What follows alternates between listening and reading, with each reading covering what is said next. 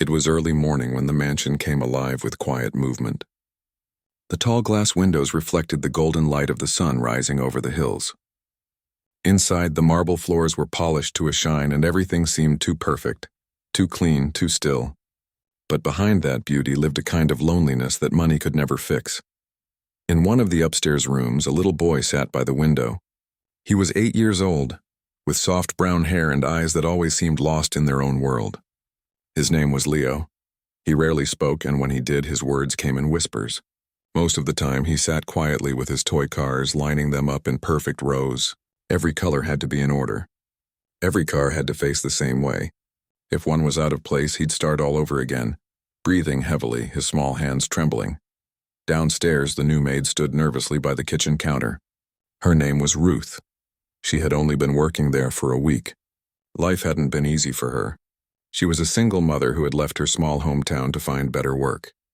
Her hands were rough from years of cleaning and cooking for others, but her heart was gentle. She carried a quiet strength that came from struggle, and her eyes always held warmth even when she was tired. The mansion staff rarely spoke to her.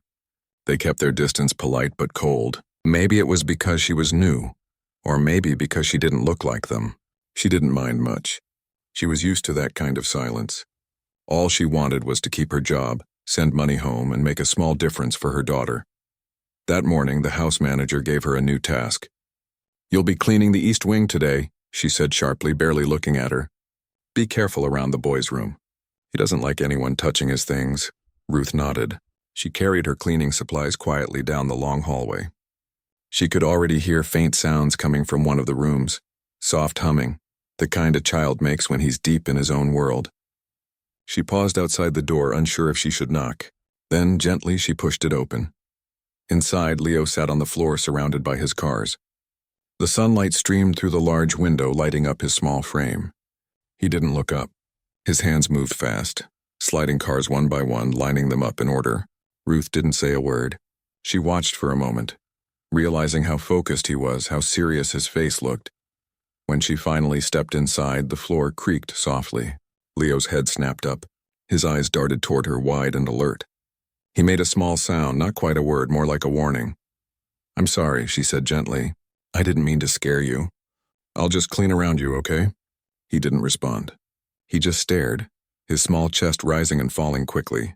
Ruth smiled softly and began dusting the furniture, moving slowly so she wouldn't disturb him. For a few minutes, the only sounds were the swish of her cloth and the hum of Leo's quiet voice as he went back to arranging his toys. Then something happened. A small red car slipped from his hand and rolled under the bed. Leo froze. His eyes widened and his lips started to tremble. He crawled toward the bed and tried to reach for it, but it was too far. His breathing became heavy. He began to rock back and forth, whispering the word car over and over again. Ruth put down her cloth and knelt beside him. "It's okay, sweetheart," she said softly. "Let me help you." Before he could protest, she bent down and pulled the car from under the bed. She wiped it with her apron and handed it back to him carefully. "Here it is, all clean." Leo looked at the car, then at her. For a moment his eyes softened. He didn't speak, but his hands stopped shaking. Ruth smiled again, her heart melting just a little. From that small act, something began to change. Every morning after that, Ruth made sure to clean near Leo's room last. Sometimes she'd hum while dusting. Other times she'd talk softly to herself, not expecting a response. But little by little, she noticed Leo watching her more often. He never said a word, but his eyes followed her around the room. One afternoon, while she was wiping the window, she heard a soft voice behind her. "Red," Leo said quietly. Ruth turned. "What was that, baby?" He pointed at the car in his hand.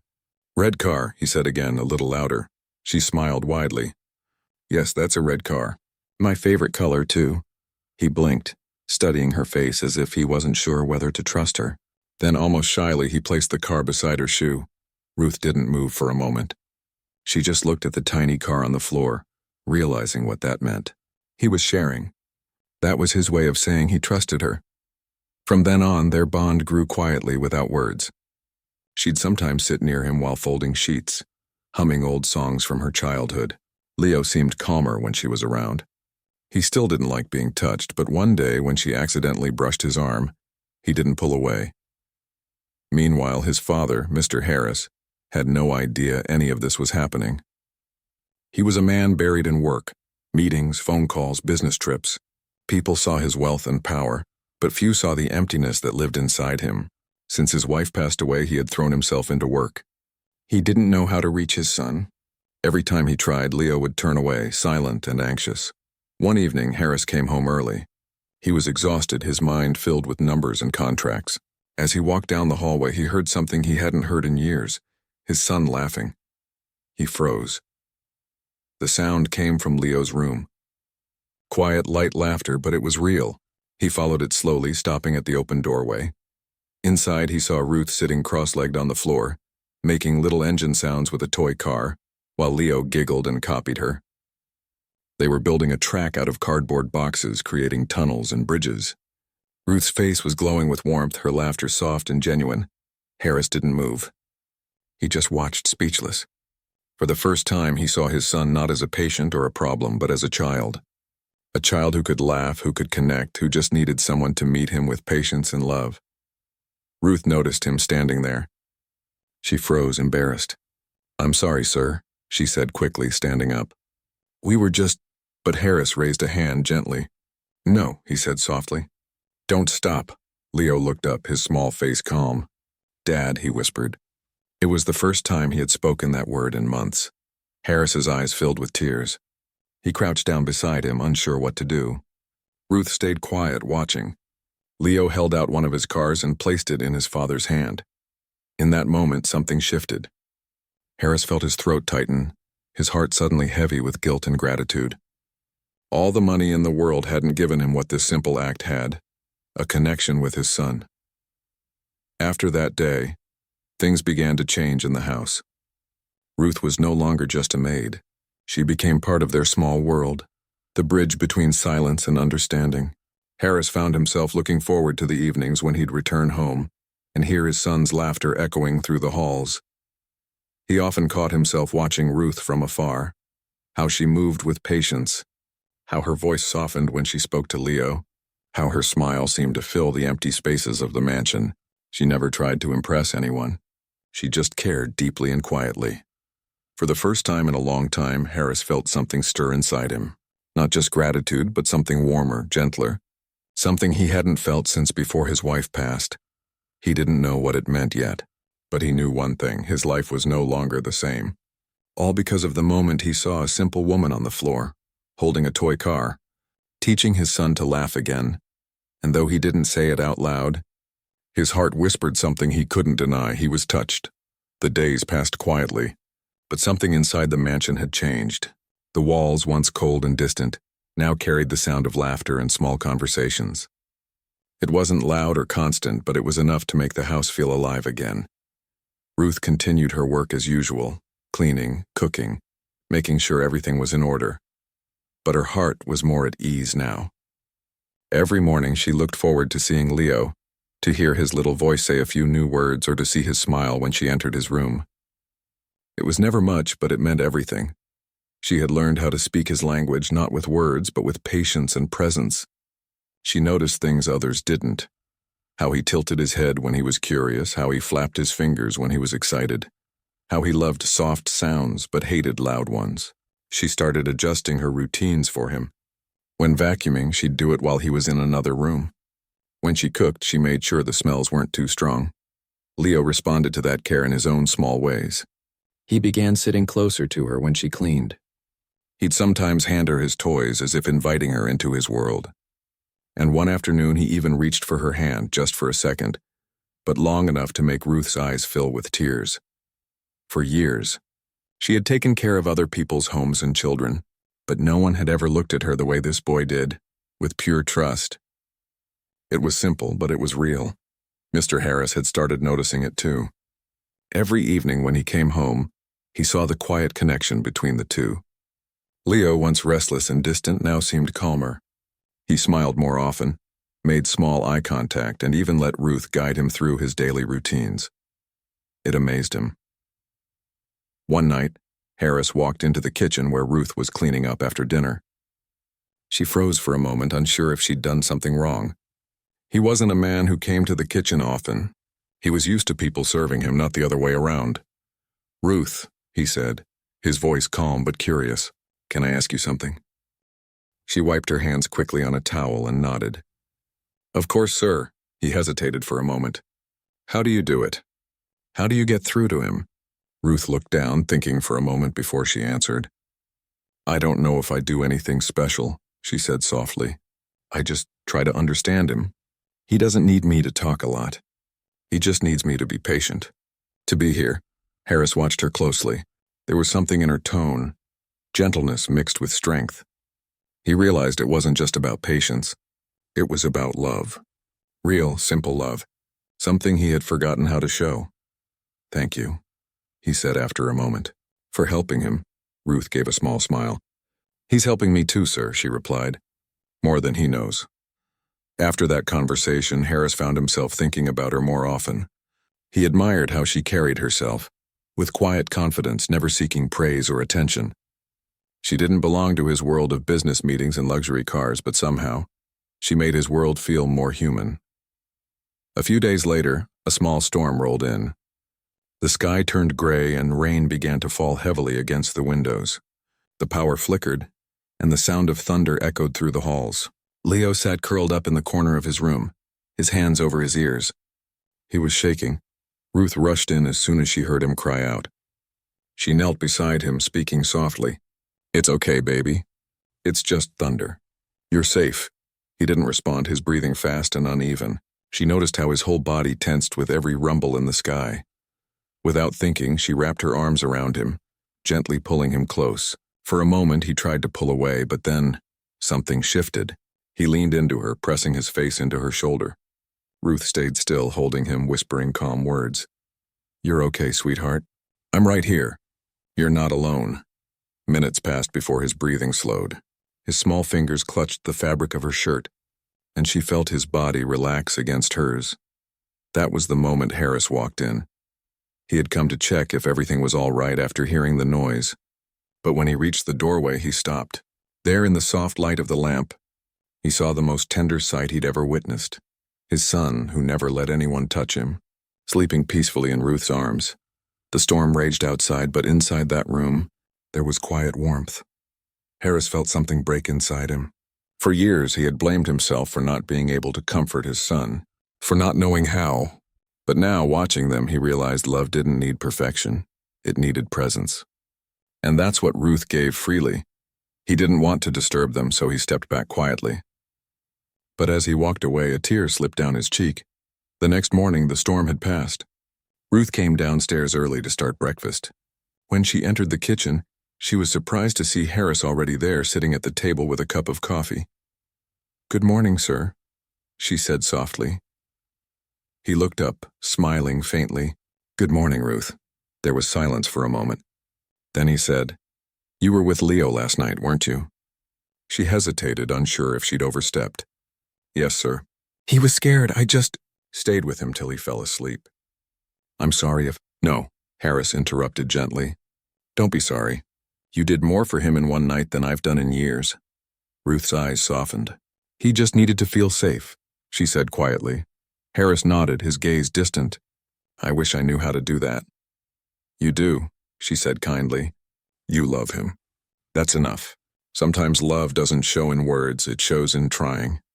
Those words lingered with him all day. Later that afternoon, Ruth was in the garden hanging laundry to dry. The sun had come out again and the air smelled fresh after the rain. She hummed softly as she worked, her voice calm and sweet. From the balcony above, Harris stood watching for a moment. He didn't mean to, but something about the sight stopped him. She moved with such grace and peace, like she belonged there, even though she came from a world so different from his. He realized how much he had come to depend on her presence in the house, not just for Leo's sake, but for his own. The house no longer felt empty because of her. That evening, he invited her to sit with him and Leo for dinner.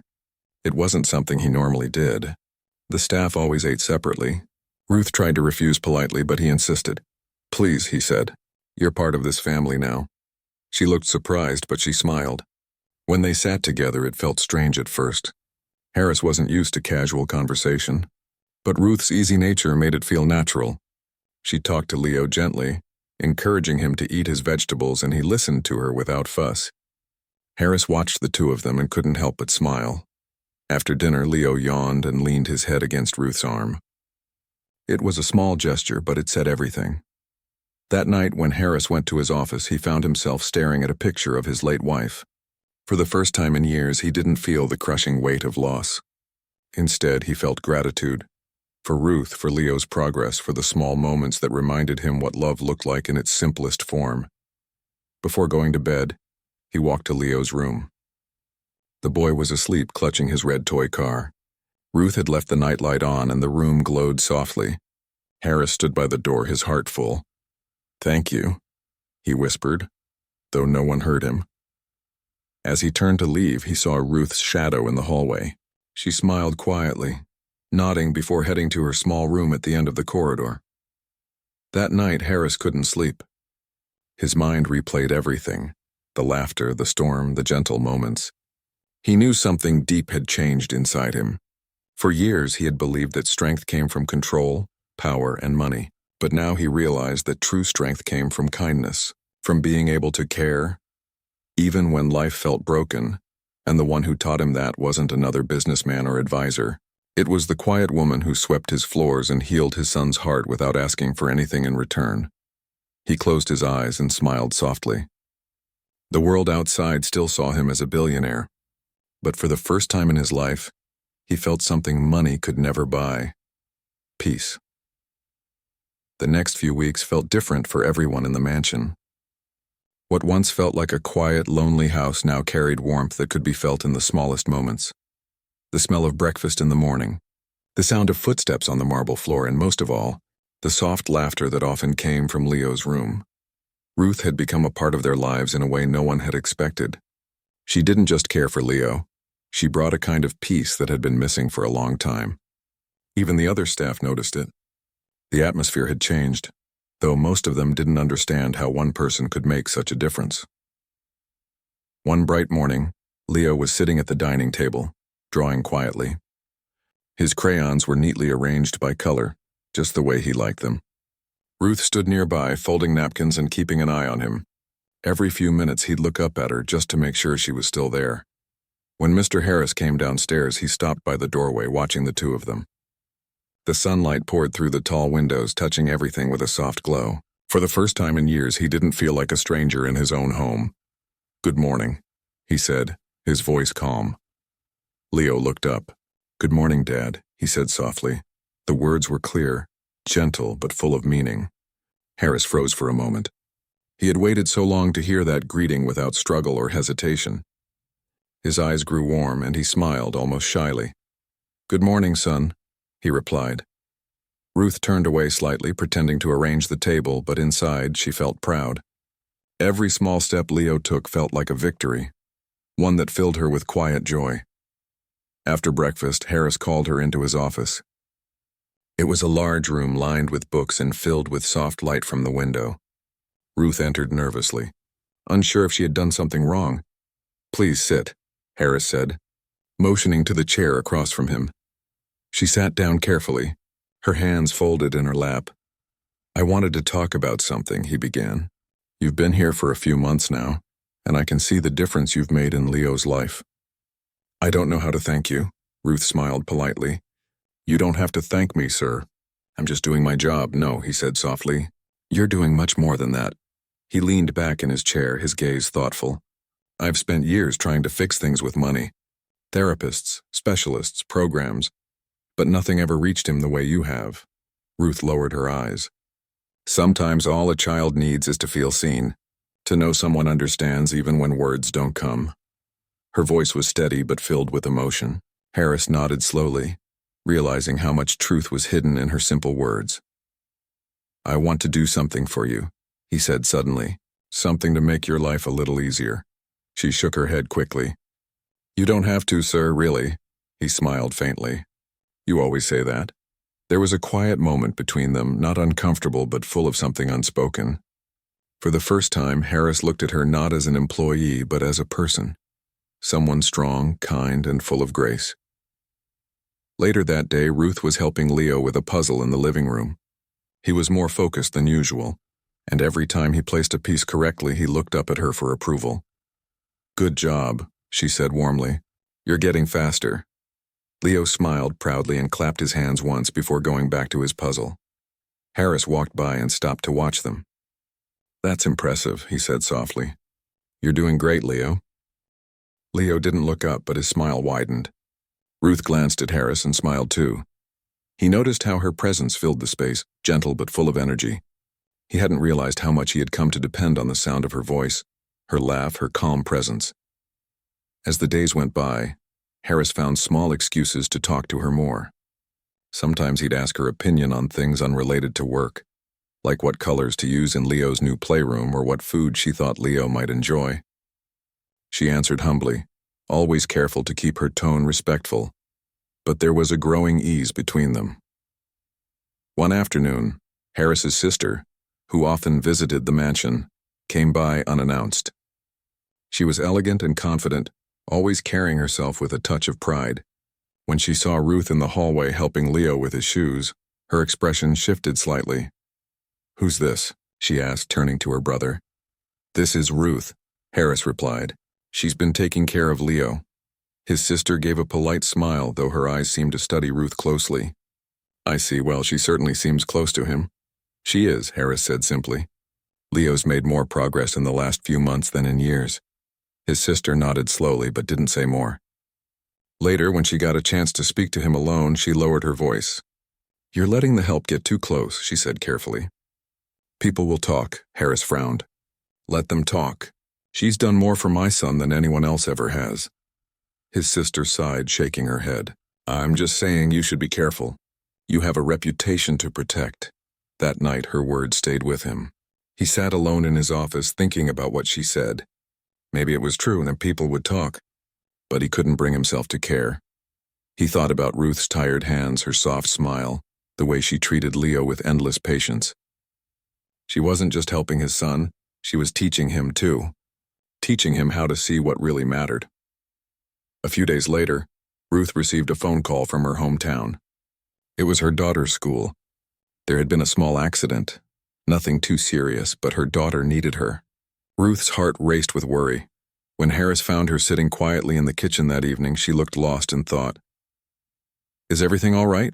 he asked. She hesitated before answering. "My daughter, she had a small accident. She's okay, but I should go see her. It's been a while since I visited home." Harris nodded understandingly. "Of course. Take as much time as you need." Her eyes filled with gratitude. "Thank you, sir." He paused before speaking again. "If you'd like, I can arrange a car to take you, and if there's anything she needs, let me know." Ruth was taken aback. "You've already done enough, sir." "I can manage, I insist," he said softly. "You've given my son peace. Let me do this for you." She hesitated, but finally nodded. "Thank you." When she left a few days later, the house felt different again, quiet but not the same kind of quiet as before. Leo wandered through the halls looking for her. He didn't cry, but his silence spoke volumes. Harris tried to fill the gap. He sat with Leo during meals, played short games with him, and even read stories at night. But it wasn't the same. Ruth had a way of reaching the boy that no one else could. One night, as Harris tucked Leo into bed, the little boy whispered, "Where's Ruth?" Harris smiled softly. She went to visit her daughter. "She'll come back soon, promise?" Leo asked, his voice small. "I promise," Harris said, brushing the boy's hair gently. When Ruth finally returned a week later, Leo ran to her the moment he saw her. He didn't say much, just hugged her leg tightly and refused to let go. Ruth smiled through tears, patting his back. "I missed you too, baby," she whispered. Harris watched from a distance, his heart full. He realized something he hadn't before. Ruth wasn't just part of their daily life. She was part of their family. That evening, when everyone had gone to bed, Harris stood alone by the window looking out at the quiet garden. The night was peaceful and the stars shone faintly above the trees. He thought about how much his life had changed since Ruth arrived. He no longer saw her as just an employee. She was a light in their lives, steady and warm. And deep inside, something stirred that he couldn't ignore anymore. It wasn't just gratitude or admiration. It was something deeper. Something he hadn't allowed himself to feel in a long, long time. But he also knew it wasn't the time to act on it. What mattered most now was Leo, and the quiet, healing rhythm their little family had found together. Still, as he stood there in the soft glow of the night, one truth was clear. His heart had already chosen its path, even if his mind wasn't ready to follow. Life in the mansion settled into a calm rhythm again after Ruth returned. The laughter returned to the halls, the smell of home-cooked food filled the air, and Leo's world felt complete once more. Wherever she went, his eyes followed. Whenever she smiled, he smiled too. It was like her presence grounded him, helping him feel safe in a world that often overwhelmed him. One morning, Ruth was in the kitchen making breakfast. Leo sat at the counter playing with his toy cars as she hummed softly. The sound of sizzling eggs mixed with the sound of his quiet humming. It was an ordinary morning, but to them it felt like something peaceful, something good. Mr. Harris came in wearing his suit, ready for another long day at work. But when he saw the two of them, Ruth gently laughing as Leo held up a piece of toast proudly like it was a trophy, he stopped for a moment. "Good morning," he said, his voice softer than usual. "Good morning, sir," Ruth replied warmly. Leo waved his toast. "Morning, Dad." Harris smiled. That simple greeting still amazed him every time. For so long, hearing his son speak had felt impossible, and now it was becoming part of everyday life. He sat at the counter pretending to read a few messages on his phone, though in truth he was watching them. Ruth poured him coffee the way he liked it, black with 1 sugar, even though he'd never actually told her. Somehow she just knew. After breakfast, Harris was about to leave for work when Leo ran up and tugged his sleeve. "Play later?" he asked. Harris knelt down, smiling. "Of course. I'll be home early today." When he looked up, Ruth was watching with a soft smile.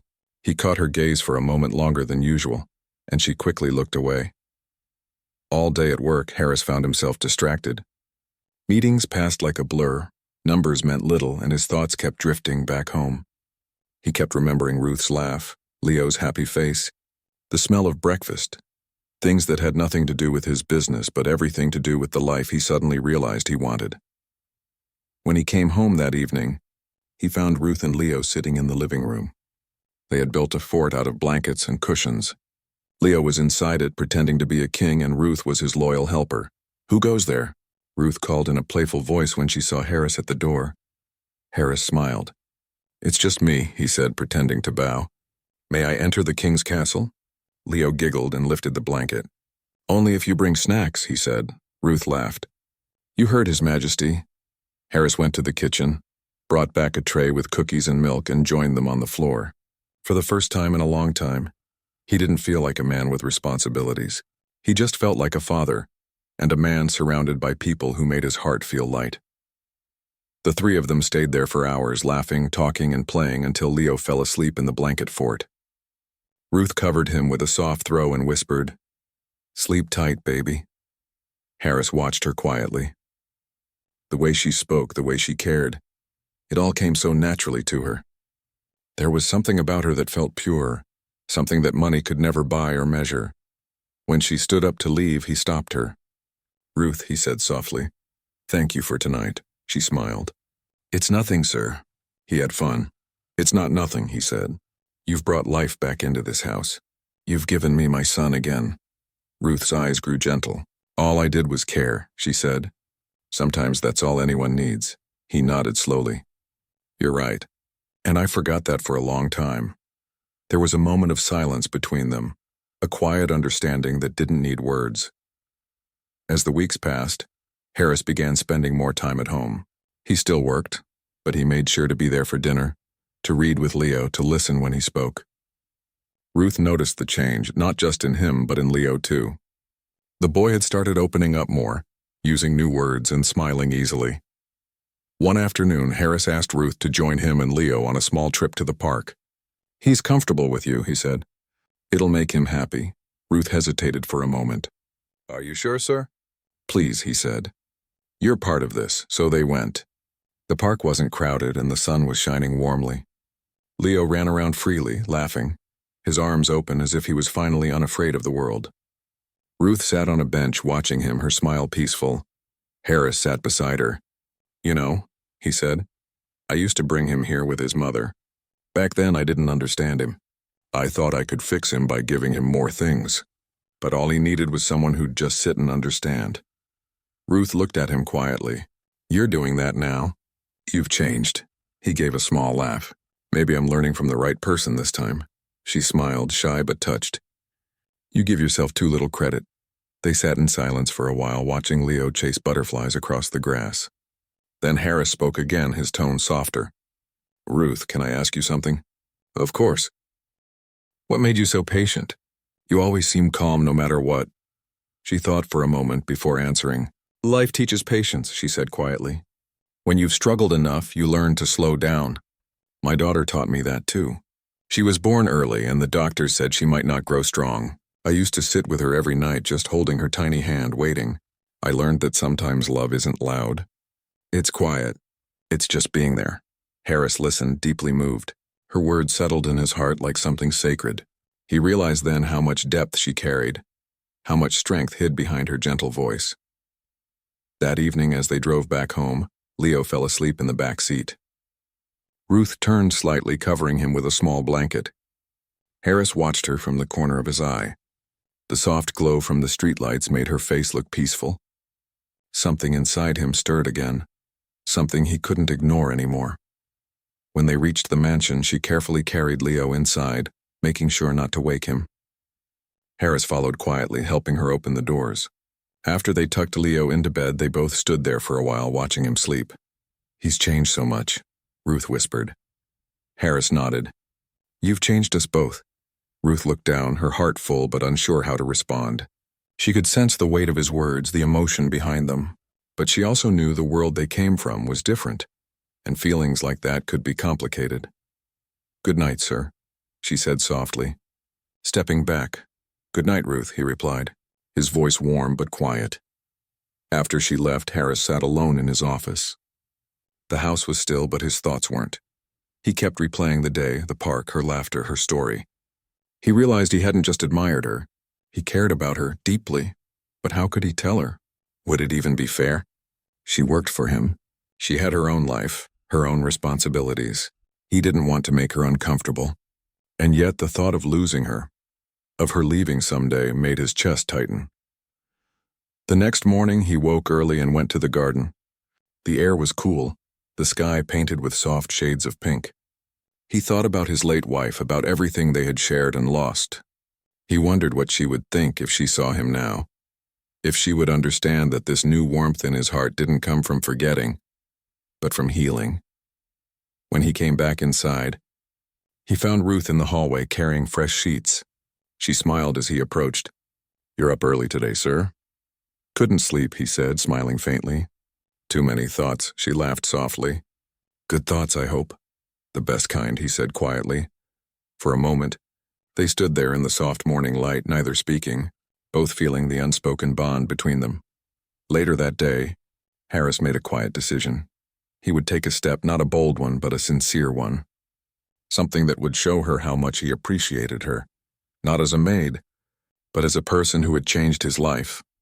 He didn't know what would come next, but one thing was certain. His heart was no longer the same man's heart that once lived behind those mansion walls. It was softer now, warmer, touched by a kind of love that had nothing to do with wealth, and everything to do with kindness. The next morning began quietly. The air inside the mansion was calm, yet something felt different, softer somehow. Ruth arrived early as usual, her warm smile greeting the staff and her gentle steps echoing through the halls. She found Leo sitting on the living room floor, stacking his toy blocks into tall, colorful towers.